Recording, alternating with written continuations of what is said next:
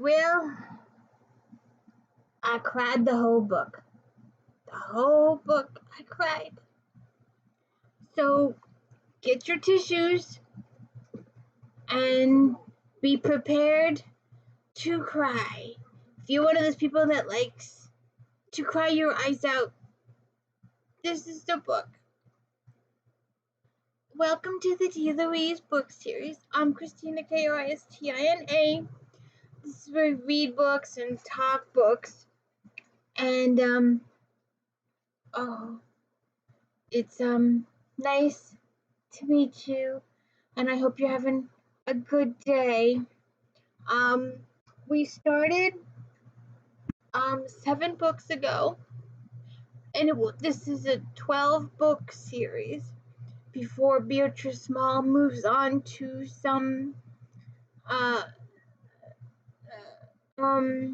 paranormal sort of kinda, and some sex books. She gets heavily into sex. And you'll excuse me because this is a set. We started with Skye O'Malley, book 1, and Skye she was born in 1558, I believe, 1558 thereabouts, and she went through 6 husbands, and we followed her to All Sweet Tomorrows. She had Dom and Joffrey and Niall, and she ends with Adam. And her and Adam are husband and wife for 43 years. And we did her brother Khan's story in Love for All Time. And This Heart of Mine was Velvet, and A Love Lost Found. And now, here's the other one. We started with Jasmine's story, Wild Jasmine. And this continues book 7 with Darling Jasmine.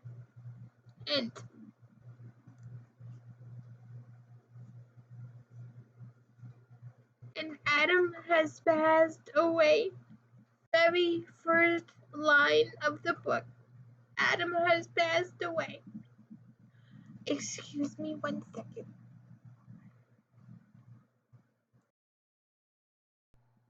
So this is where we start, and I hope you will, sorry about the crying, but you get into the characters, and I love this Skye O'Malley so much.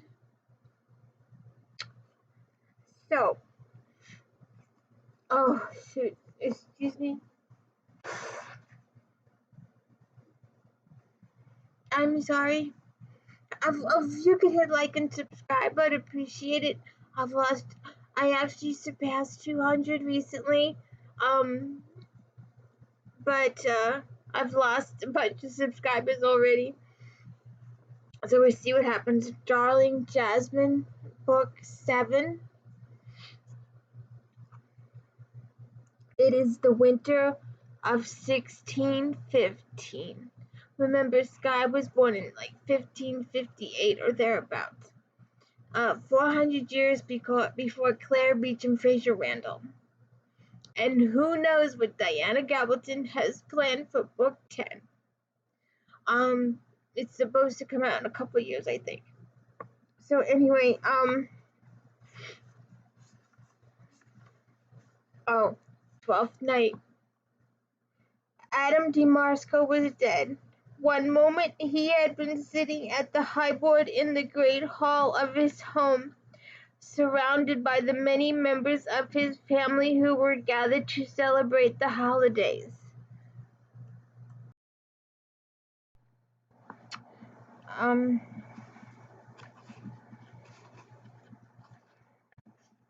3 of his stepsons and 2 of his stepdaughters, along with their families, grandchildren, and great-grandchildren, packed the hall, which until a minute ago was filled with laughter, Adam's laughter. Even at the advanced age of 84, Adam DeMarco's laughter boomed loudly when he was amused.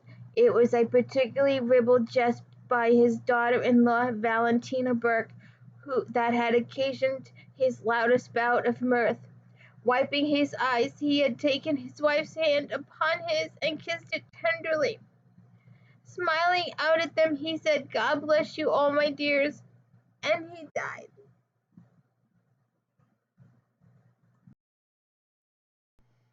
Okay, I'm trying to compose myself a little bit.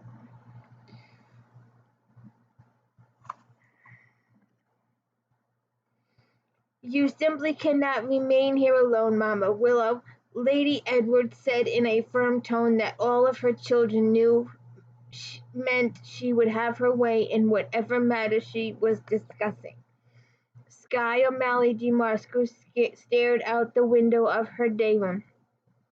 The snow was falling lightly, but it had already covered Adam's gravesite upon the hill. Does she always have to go off?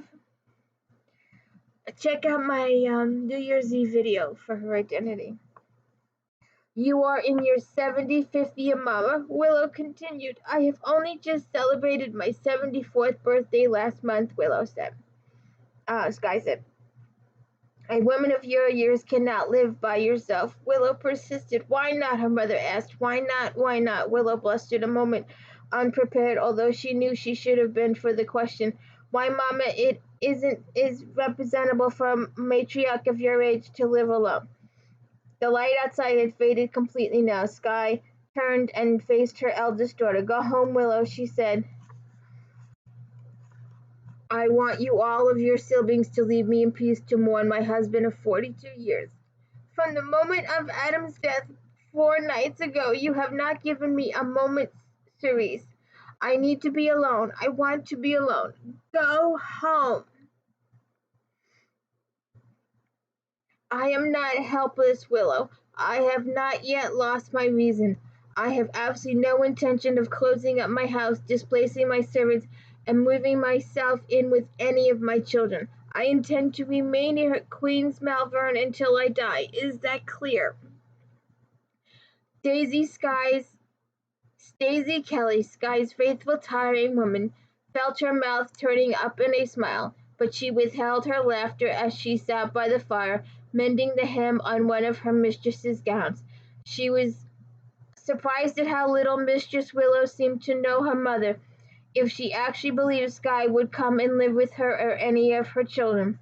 "They might not be as young as they once were," Daisy ruefully admitted to herself as she squinted to see her stitches, "but she and her lady were perfectly capable of looking out for themselves."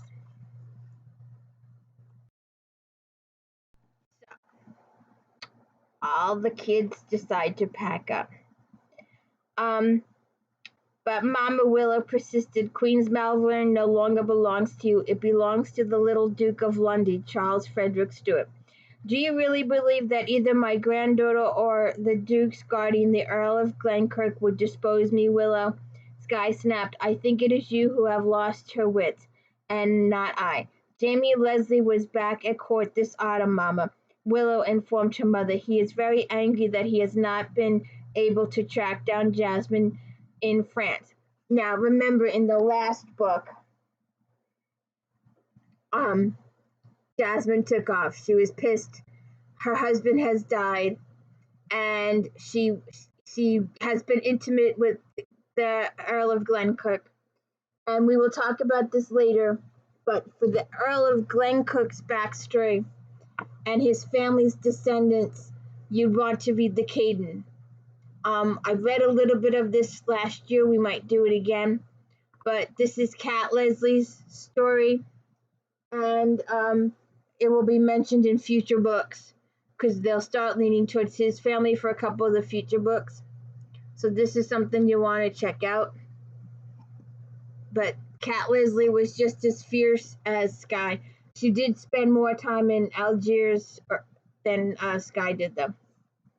Um,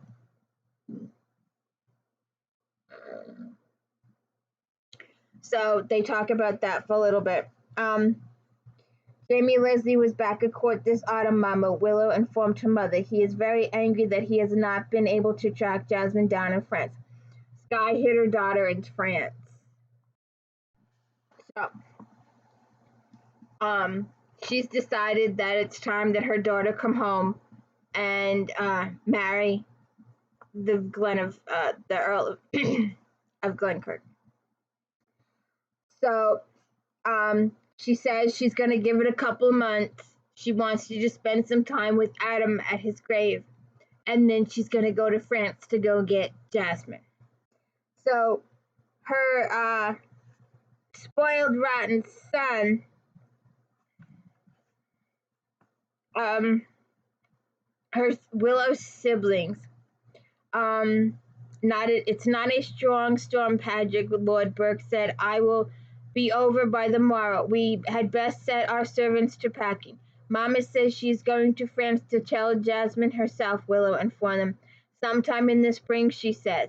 Has anyone sent to my mother and my father, Sybil said. The Countess of Kemp, the granddaughter of the Damascos. I dispatched a messenger the morning after, Robin Southwood told his niece. I don't imagine he has reached Dunbrook yet with this weather, but in a few more days Velvet will know her father is deceased. Poor Mama, Sybil said. Now remember, Sybil was jealous of Jasmine in the beginning, but they ended up making up and becoming really good friends, or half-sisters at least. Adam was father to us all, Lord Burke said, and a good father, too. We learned much from him. Do you think Mama can survive his loss? Deidre wondered. She will miss him greatly, Robin said, but I do not think Skye O'Malley is ready to give up the ghost yet, sister. She has survived the others well enough. But she was younger than Willow says. True, Robin agreed with his elder sibling, but she is stronger now than she's ever been. We will leave our mother to mourn our father as she wishes to do. Then we will see. I wonder if she will wed again, Valentina Burke mused. Never, Robin spoke emphatically. Of that I am certain. The snow had stopped the following morning as Skye O'Malley's children and other relations departed Queen's Malvern. Each bid the matriarch a fond farewell, then clambered into their separate coaches to begin their journey home. You'll send for me if you need me, sister, won't you? Con O'Malley, St. Michael, Lord Bliss asked his elder sibling. If I need ye, Skye told him. Con shook his head. She was a proud woman, his sister, but his wife Aidan was near enough in case of emergency. Cardiff will be ready when you need her, Mama, Murrow O'Flaherty said softly, as she might hear him. She nodded and kissed her second-born son and then his wife. Godspeed and safely home, she told them. I simply do not know what to say to you, Mama, Willow declared. Farewell will do quite nicely, Willow, Skye replied, kissing her daughter upon the cheek. She turned to her son-in-law, James. Godspeed, my lord. I do not envy your trip. I am quite heavily upon the road, he replied. I do not hear anything. Thank God for that, Skye said, and she turned to her granddaughter, Sybil. Are you breeding again, Sibby? And Sibby's like, yes. And, I do not like leaving you, Patrick Burke said. I need to be alone, Skye, her youngest son. This is plenty of family nearby should I need them. She gave him a hug. You're like your father. You don't think I can take care of myself, but I can, Patrick. Now let me be to mourn my Adam. Get in the coach, Patrick, his wife Valentina said in a firm tone. She kissed her mother-in-law's cheek and gave her a wink. The last to depart was the Earl of Lynmouth and his family. Angel and her children bid Skye goodbye. Now it came time for Robin Southwood to adieu his mother. Will you console with me, Mama, before you do anything rash? Most likely not, Robin, she said. You're already plotting, he accused her. How can you tell? It's been years since I did any serious plotting, Robin. He laughed. I remember the look, Madam. I was glad I was here this 12th night instead of giving my fete in London. The damnedest thing had become outrageously expensive. I could count good fortune that I came to Queen's Malvern this year. I loved your father's fêtes, the memories rising to fill her heart, especially the 12th night one. I can still see the Queen's barge making its way up to the river to Lynmouth House. 12th night was always special to me. I knew I carried you one 12th night, Robin. Do you remember that 12th night a few years back when Jasmine almost caused a scandal because Sybil caught her in bed with Lord Leslie? And now 12th night will always be etched in my memory with Adam's passing. Though I know you need solitude, I dislike leaving you, madam. I feel fragile at this moment, Robin, she admitted to him. It will pass. It did with your father, and it did with Niall. But you had Adam to be your bulwark each time, Robin considered, but kept the thought to himself. Tell me before you leave England, and tell that niece of mine to come home, he said. He kissed her. Godspeed, Robin, and she stood there as he drove off.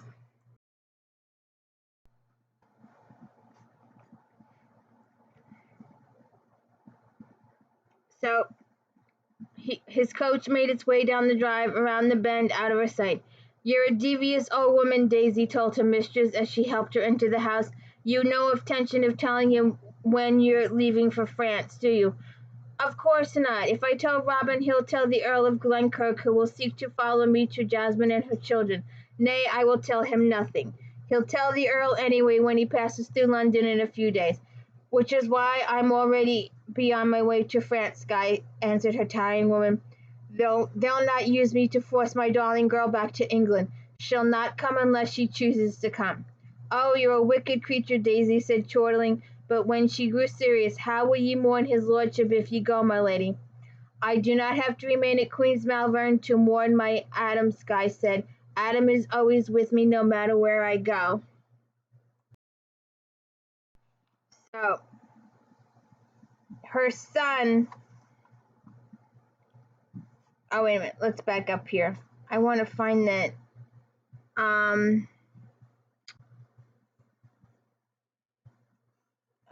where is it now?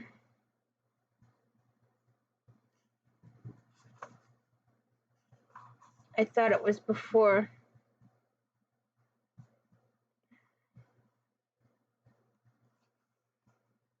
Oh, I found it. All right, let me see if I can do this without crying. Skye goes out to Adam's grave. Well, now, old man, she said softly, didn't you give us a 12th night to remember? How could you leave me, Adam? I know 'twas not your fault. She sighed deeply. They're all gone now. I don't know what I've been quite so irritated with Willa. Yes, I know she means well, but you know how I dislike it when she tries to run my life. 3 daughters, one who brays constantly like a donkey, the second a dear mousekin, and the third in Scotland God's boots. A gentle wind ruffled the fur edging the cloak's hood, and a small smile touched the corners of Skye's mouth. Now don't go trying to wheedle around me, Adam de Marsko, she said. You know that I'm correct. Not one of my girls is a bit like me. Only Jasmine is like me, oh man, and well, you know it. I'll have to leave you for a while because I'm off to France to tell her how you left us. She's enjoying her freedom, I can tell, but this past time she came home with the children and settled down. She won't have an easy time with Lord Leslie until she makes her peace with him. You were right, old man. I should have insisted she come home long since instead of encouraging her in her rebellion. Ah, Adam, I can almost hear you laughing with my admission. I didn't often say you were wiser than I, but you were, my dearest. And 2 days later, before the dawn, Skye is off to France. But unknowns to her, her son, the Earl of Lynmouth, found his friendly Glenkirk at Whitehall Palace. Are you in the mood to bring a wily vixen to heel, Jamie? He asked, a wicked smile upon his lips. You know where she is, Jamie Leslie replied. My mother said in the spring, but she is skyful and always. I'll wager she's on the road now, racing for the coast, because she knows full well that on my way home I have come to London to tell you. I set 2 riders on my brother Morrow, who did not go straight home as he said, but rather he headed for Harwich, according to the information I received today. Mamma will cross Calais from there. You must get to Dover so that you may intercept her and follow her to wherever my niece has hidden herself. The Earl of Glenkirk's green eyes narrowed in contemplation. Thanks to Robin Southwell, he was finally to catch up with the recalcitrant Dowager Marchioness of Wesley, Jasmine de Marsco Lindley, a woman he had once believed himself in love with, but whom he had learned to hate these past 21 months since she had made him the laughing stock of the court by jilting him in the face of King James's order.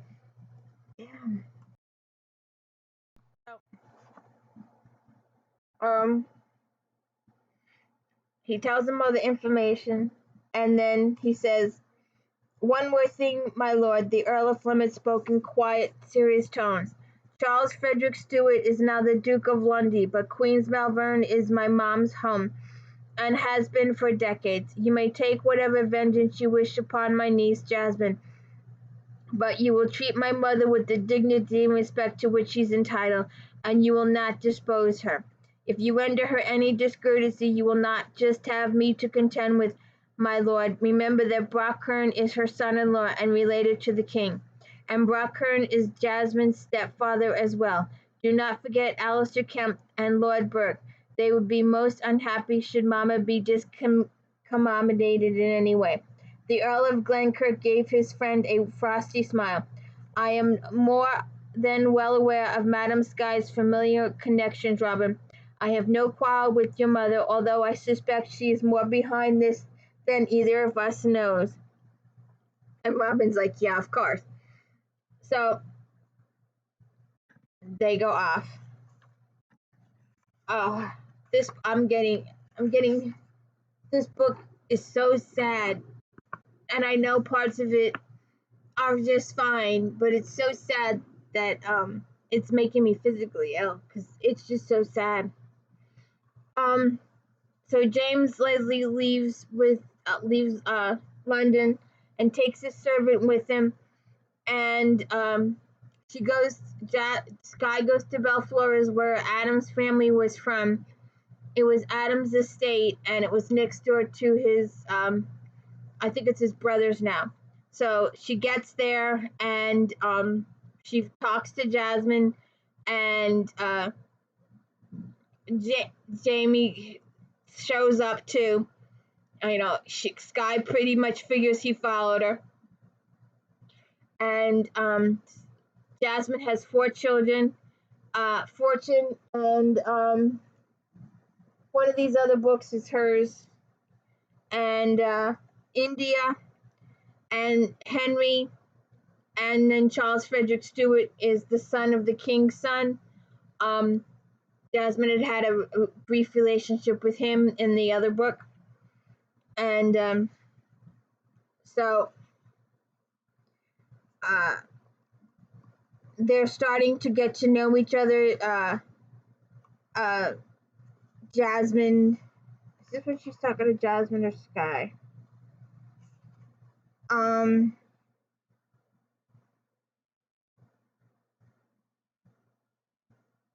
He's talking to Jasmine, and they're gonna give. Oh, this is important because it's a future book. This little piece of snippet of information.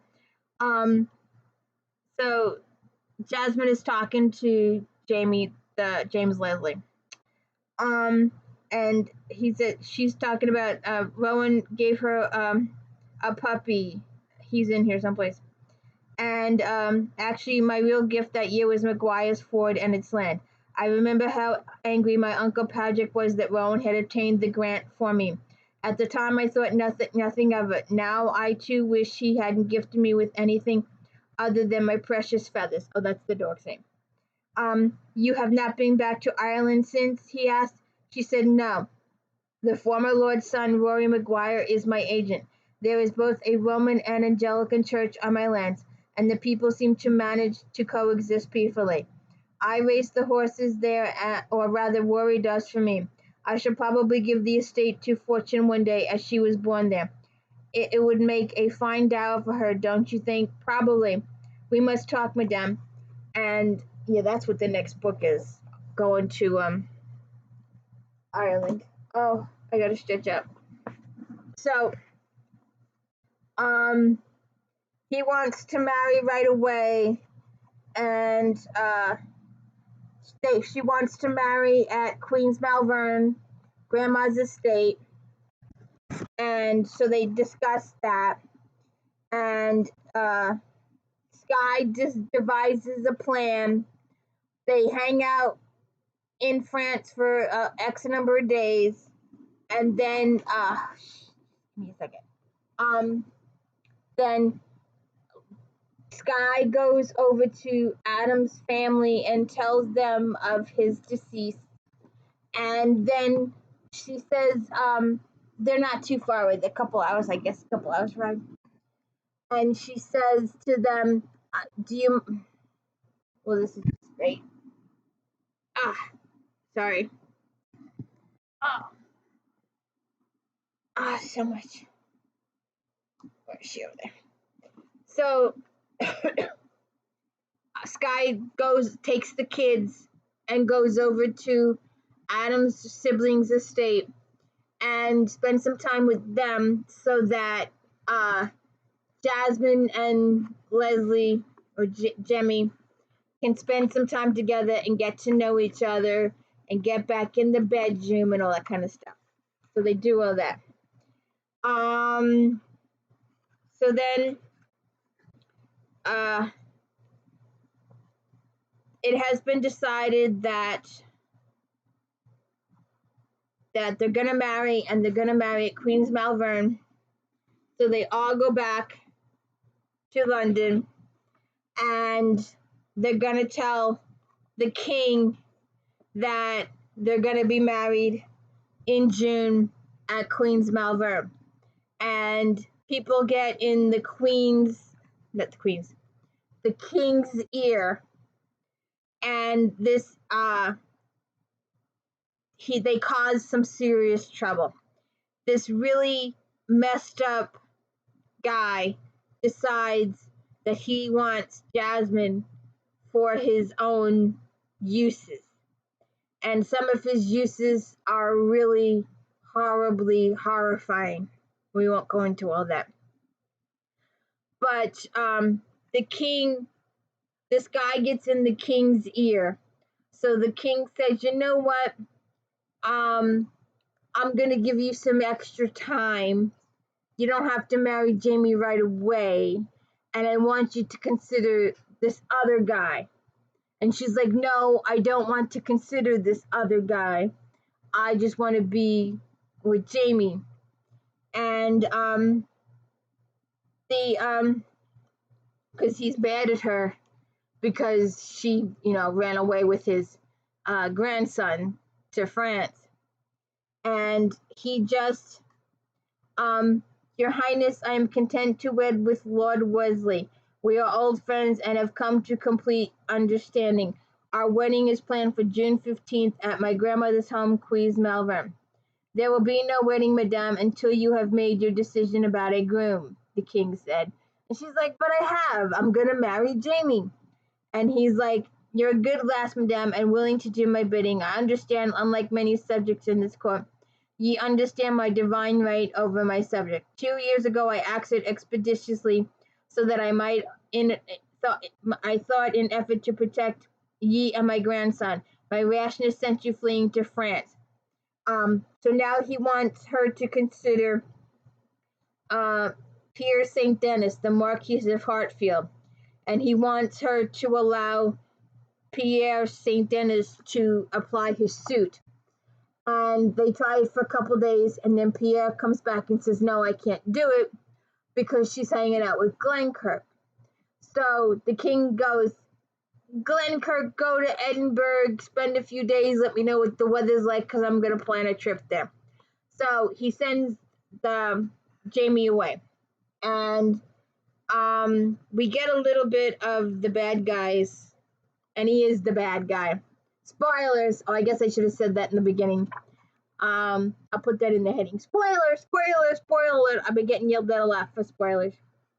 But as you can see, we're spoiling the whole book because it's a good book and it's an emotionally draining book. And if you're one of the people that really likes to cry, then this is the book for you. But you got to read the whole series. You got to go through the whole series to get the gist of it and how important Skye is. Kip St. Dennis was the Marquis's bastard half-brother. The two men had been raised together, the bastard being taught complete and total obedience to his father's only legitimate heir. Kip's mother had been the personal maid of the young Marquis of Hatfield. Her mistress's betrothed husband had raped her a week before the wedding. She had been a virgin. After the wedding night, the previous Marquis had insisted upon having the two women in his bed each night. He was a violent, immoral man. His bride, an orphan whose dowry consisted of acreage adjoining his estate, loved her husband and was willing to do what he wanted. The estate was isolated, and there was no one to gossip about but the servants, and they rarely did for fear of their master.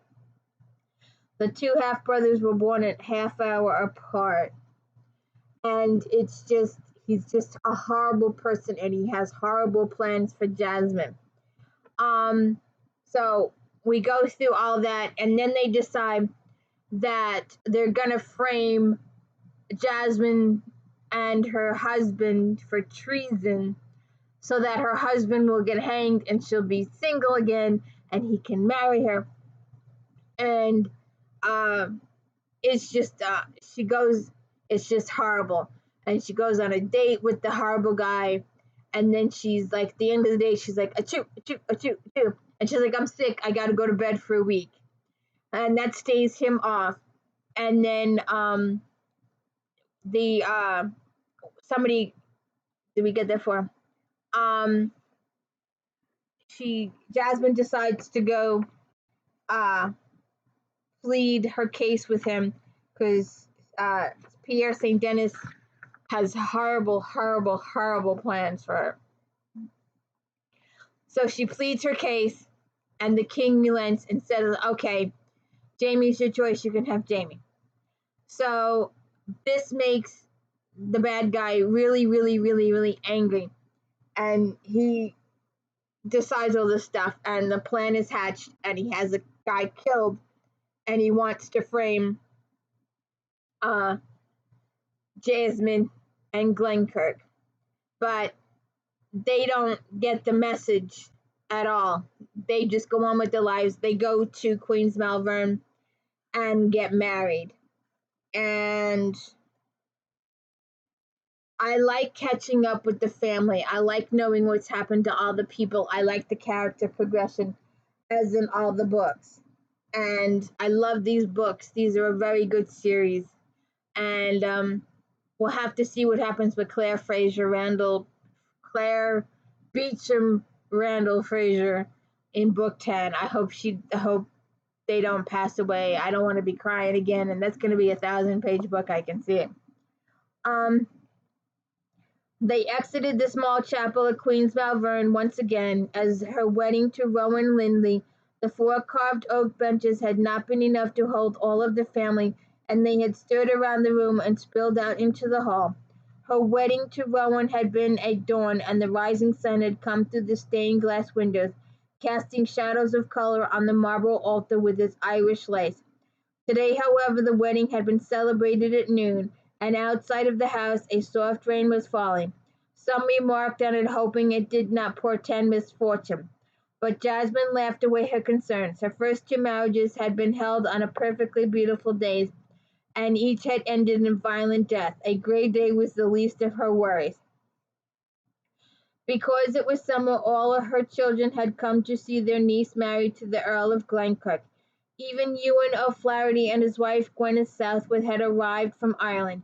The master of Balhennessy was 59, a large, ruddy man with iron-grey hair. He was a plain Irish country squire and happy to be so. His brother Murrough, aged 58, was virtually retired from the sea and content to remain in Devon, supervising the comings and goings of the O'Malley small trading fleet. His wife, Joan Southwood, was glad to have her husband home after all these years at sea. Yet despite his comings and goings, Murrough had managed to sire 3 sons and 3 daughters on his adoring wife. Willow, the Countess of Alcester, and her husband James Edward had arrived several days earlier with 4 of their 8 children, 3 in-laws, and several grandchildren. Only their youngest, William, was yet unmarried, but then he was only 20. Of all Willow's children, it was William's whose look betrayed his Spanish ancestry. He bore an uncanny resemblance to Willow's father.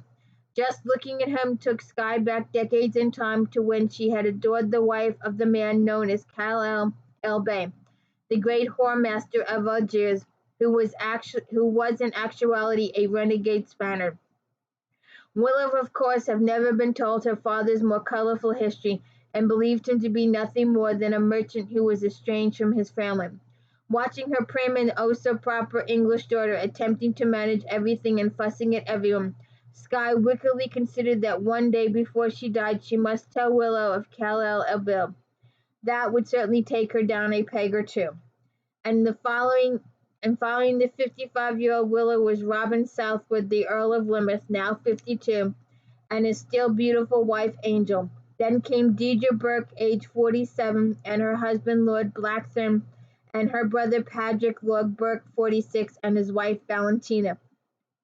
Of course, lastly, Velvet de Moscow, the Countess of Brockern, at 42, the youngest of Skye's children, with her husband Alexander Gordon, the Earl of Brockern. They had brought them with Jasmine's 5 half-brothers, who ranged in age from 22 to 15. Sybil's, Jasmine's stepsister, the Countess of Kemp, and her husband Thomas Ashbourne, had also come to the wedding, with Jasmine's great-uncle Con, Lord Bliss, and his wife Aidan. And of course, Jasmine's devoted servants, Adalie, Tormally, and Rowan, were in attendance. Willow had fretted privately to her siblings that holding the marriage feast in the hall would bring back unhappy memories for Skye. It would be the first time the family had gathered since Adam de Moscow's unexpected death 5.5 months ago. She is old, and this could hurt her, Willow said. She has planned everything out, Sister Deidre ventured. She wants it this way. She cannot avoid the hall forever because Papa died there. And so they go on and they have a wedding night, and we go to Scotland, and we meet some of Jamie's family. And like I said, his story and his ancestry is in here, in the Caden. Abducted from a life of privilege, she was sold into slavery in a distant land. For Lady Janet Leslie, there was no escaping the harem of the wealthy and powerful Sultan Selim. But from the moment the handsome ruler spied his breathtaking Sarah, he was captivated by her fiery desire. The coursed through his veins. She belonged to him body and soul, yet it was he who was enslaved. Oh, just a second.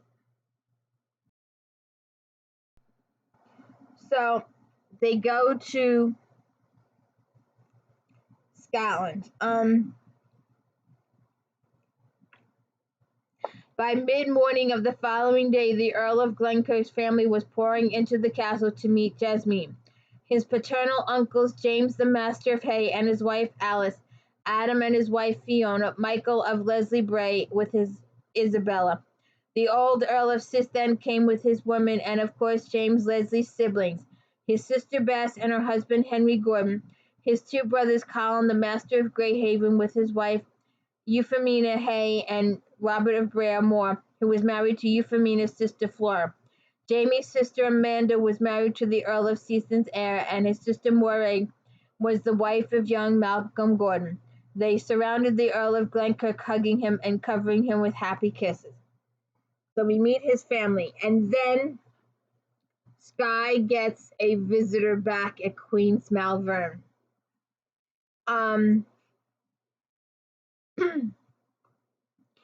And indeed, Skye O'Malley de Moscow, who had hoped for a little peace and quiet now that she'd seen Jasmine safely remarried, and her youngest daughter and her family returned to Scotland, found herself in the midst of a situation worthy of her younger days.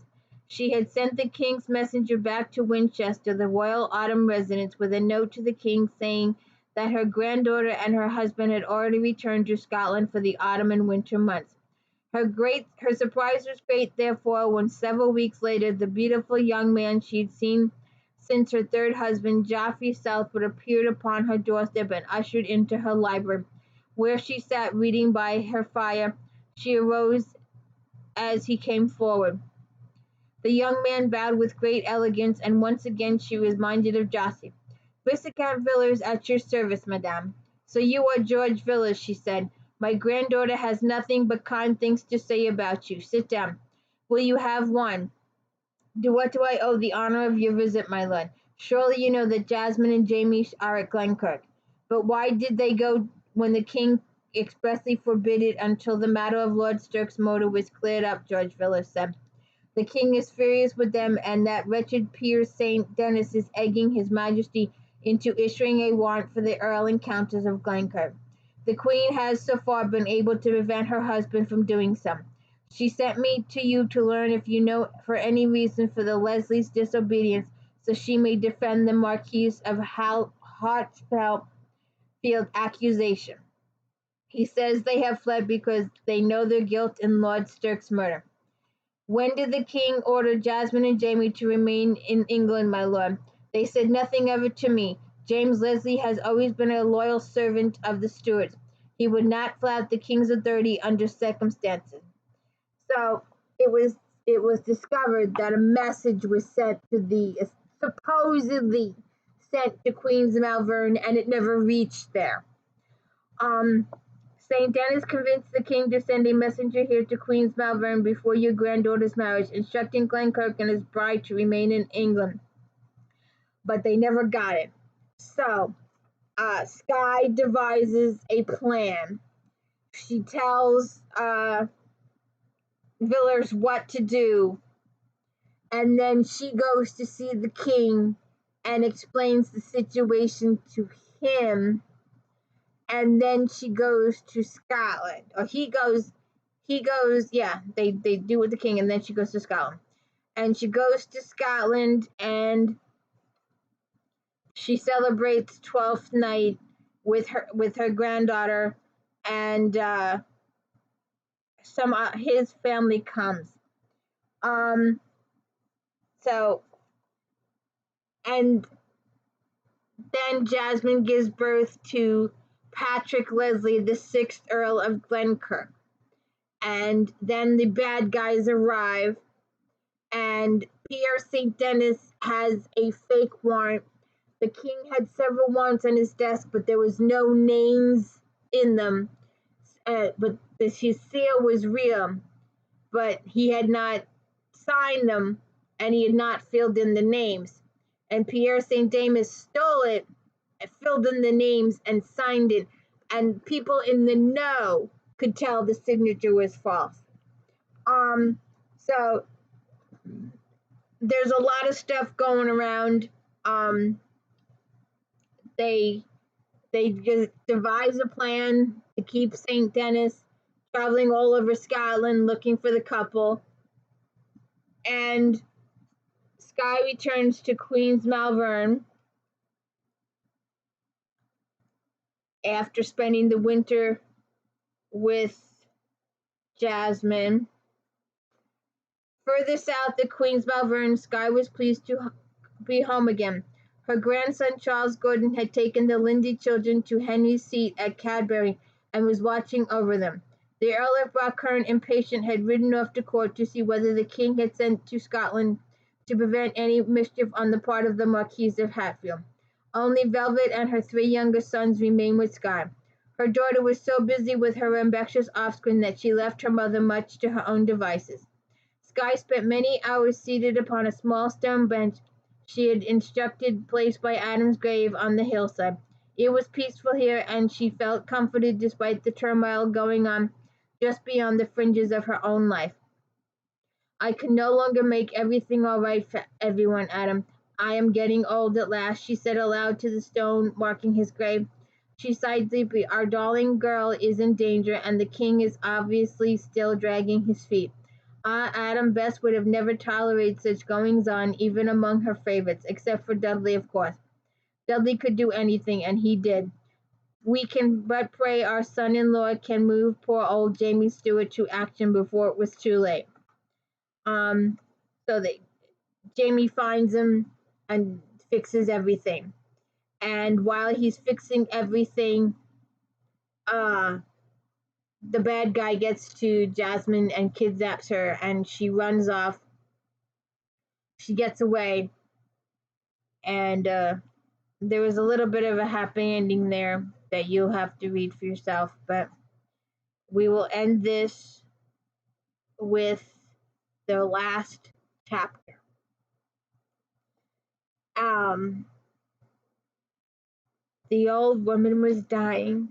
They had not said it to her, of course, but why else had all her children gathered here at Queen's Malvern with their spouses, offspring, and grandchildren?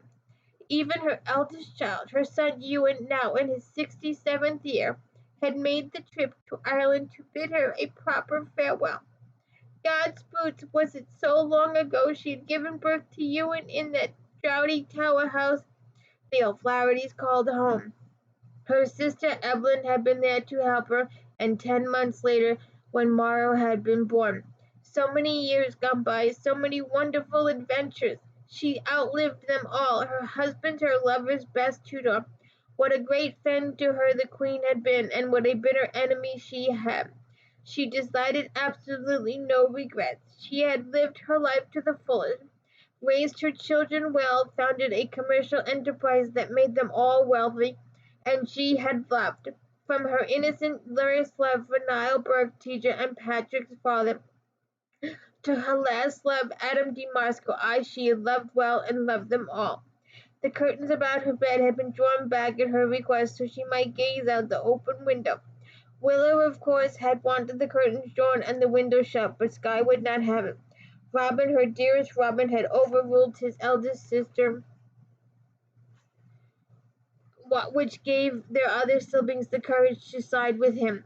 Willow had grown sallow as she aged. I have not told her the truth about her father, the old woman thought, but I think I shall spare her the knowledge that the respectable Spanish merchant in North Africa, for whom she believed sired her, in truth was a renegade who took the name Khalil el-Bed and was known as the great whoremaster of Algiers.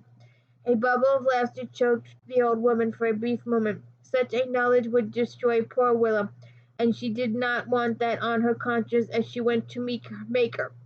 There is no harm in my daughter's ignorance. After all, I have kept this secret for 63 years. Even my dearest Daisy did not know.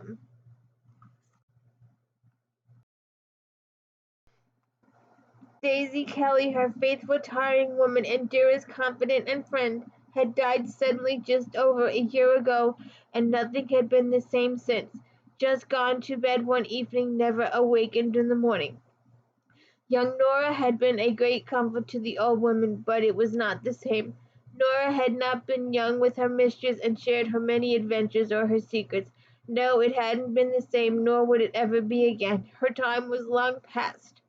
Her eyes strayed to the window beyond. It was almost sunset, the sky slowly streaked with her gold, lavender, pink, scarlet, and orange. It was, she thought, the most beautiful sunset she'd ever seen. Soon the midsummer fires would be leaping from the hillsides. It was a magical sight.